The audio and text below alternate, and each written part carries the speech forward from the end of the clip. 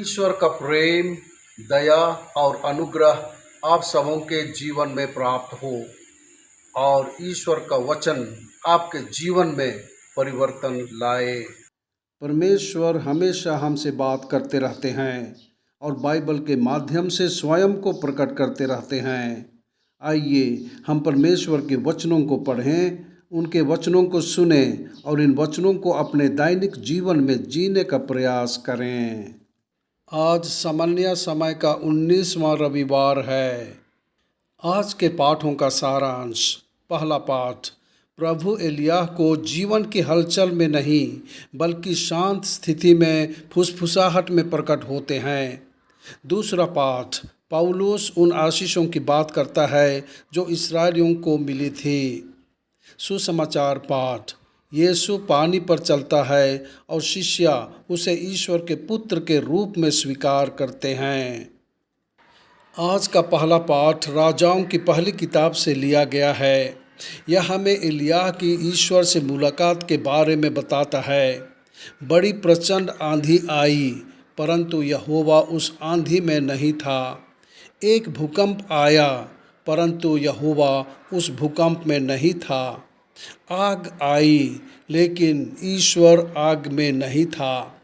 प्रभु हल्की हवा में थे और धीमी आवाज़ से बोले, एलिय्याह तुम यहाँ क्या कर रहे हो? ईश्वर शांत वातावरण में प्रकट होते हैं और मनुष्यों से मिलते हैं, शोर शराबे में नहीं। यदि हम ईश्वर से मिलना चाहते हैं तो हमें ठंडे दिल और दिमाग से प्रार्थना करनी चाहिए।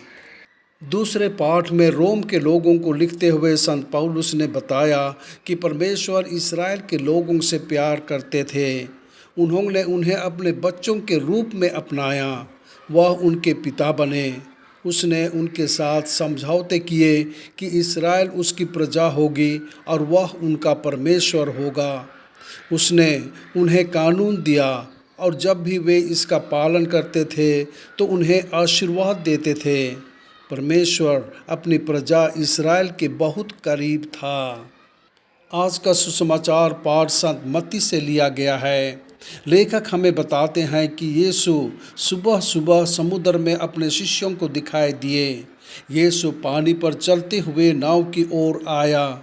वे इसे कोई भूत प्रेत समझकर डर से भयभीत हो गए। यीशु ने उन्हें आश्वासन दिया कि यह वही है। पेतरुस यीशु की तरह पानी के ऊपर चलना चाहता था लेकिन विश्वास की कमी के कारण डूबने लगा। यीशु ने उसे डूबने से बचाया। अंततः शिष्य यीशु को ईश्वर के पुत्र के रूप में पहचानने में सक्षम हुए। यीशु में शिष्यों का विश्वास उन्हें बाद में वह कार्य करने में सक्षम करेगा जो यीशु ने किया था। शिष्य स्वर्ग के राज्य के कार्य में भाग लेंगे। वे सभी जो यीशु को मसीहा मानते थे उनके नाम पर इसी तरह के कार्य करेंगे। प्रेरित चरित्र स्पष्ट रूप से साबित करता है कि प्रेरितों ने ईश्वर की शक्ति के माध्यम से क्या किया। उनके प्रेरित कार्य के साथ चमत्कार भी होते थे। प्रार्थना। हे प्रभु यीशु ख्रिस्त, जब आप इस पृथ्वी पर थे तो आपने सभी प्रकार के चमत्कार किए। आपके काम के साथ चमत्कार भी हुए। अपने सभी शिष्यों और प्रेरितों को इस पृथ्वी पर आपके द्वारा किए गए अच्छे कार्यों को करने में सहायता करें। आमीन।